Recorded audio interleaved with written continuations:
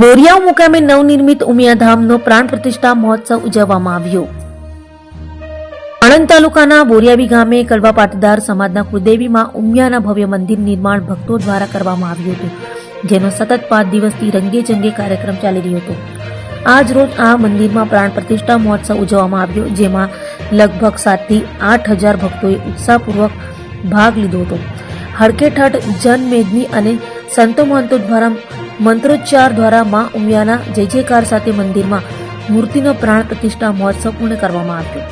આ પ્રસંગે જમીન આપનાર દાતા તેમજ મહોત્સવમાં ઉપસ્થિત ભક્તજનો માટે ભોજન પ્રસાદીની વ્યવસ્થા કરનાર તેમજ ભોજન માટે દાન આપનાર દાતાઓનો સંસ્થાના ટ્રસ્ટીઓ દ્વારા ખૂબ ખૂબ આભાર માનવામાં આવ્યો હતો। સતત ખડે પગે ઉભા રહી લોક સેવા કરનાર સેવક ભાઈઓ તેમજ બહેનોનો અને સમગ્ર સમાજના ઉપસ્થિત ભક્તજનો અને પ્રત્યક્ષ પરોક્ષ રીતે મદદ કરનાર તમામ દાતાઓનો ગ્રામજનોનો ખૂબ ખૂબ આભાર માનવામાં આવ્યો હતો। હાઈવેને ટચોટચ મંદિર આવેલું હોય, સતત વાહન વ્યવહાર ચાલુ હોવા છતાં કોઈ પણ જાતનો ટ્રાફિક જામ કે અગવડ પડ્યા વગર આ પ્રસંગ ખૂબ જ શાંતિથી અને સરળતાથી ઉજવવા બદલ તમામ ભક્તોનો આભાર માનવામાં આવ્યો હતો। એકંદરે સંપૂર્ણ કાર્યક્રમ શિસ્તબદ્ધ રીતે કોઈ પણ જાતની અગવડ વગર ખૂબ જ જાહોજલાથી ઉજવવામાં આવ્યો હતો।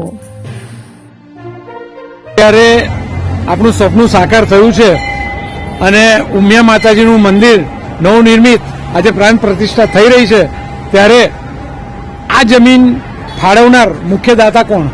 પટેલ પ્રવીણભાઈ મગનભાઈ આ જમીનના મુખ્ય દાતા છે અને એમને પણ વિચાર એવો આવેલો, જ્યારે અમે સમૂહ લગ્ન લીધું એના પુણ્ય પ્રતાપે એના પ્રવીણભાઈના સપના દ્વારા અમારું આ સપનું સાકાર થયું છે। ભવિષ્યમાં શું યોજનાઓ છે?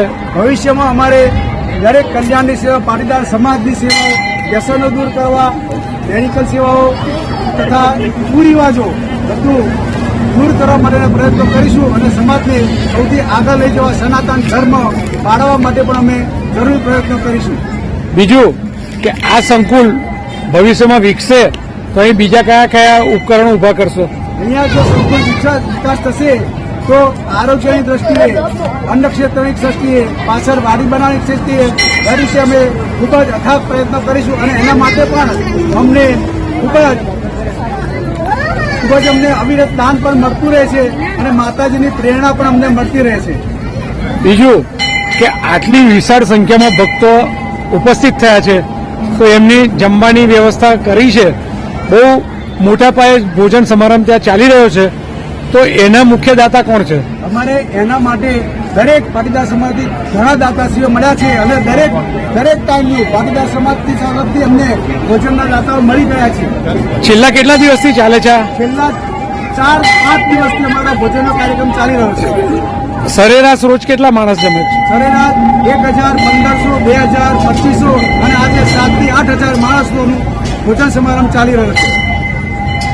હવે પછી જ્યારે જ્યારે આવો કોઈક સમૂહ લગ્ન કે એવું હશે તો દાતાઓ નિર્ભર થશે કે સંસ્થા ઉમિયા મંદિર ઉજવશે? અમારે માતાજીના આશીર્વાદ મળશે તો અમે આ સતત આવા ધાર્મિક કાર્યક્રમો કરતા રહીશું અને માતાજીના આશીર્વાદ મળતા જ રહેશે। અમે આટલી સરસ છે આપણે જ્યારે આ સંસ્થા ઊભી કરી છે, મંદિર ઊભું કર્યું છે, તો માતાજી એમની અસીમ કૃપાઓ વડે, એમના આશીર્વાદ વડે આપના સુંદર ભવ્ય આયોજનોને પાર પાડે એવી શુભેચ્છા પાઠવું છું। બોલ શ્રી ઉમિયા! બોલ શ્રી ઉમિયા! ઓકે।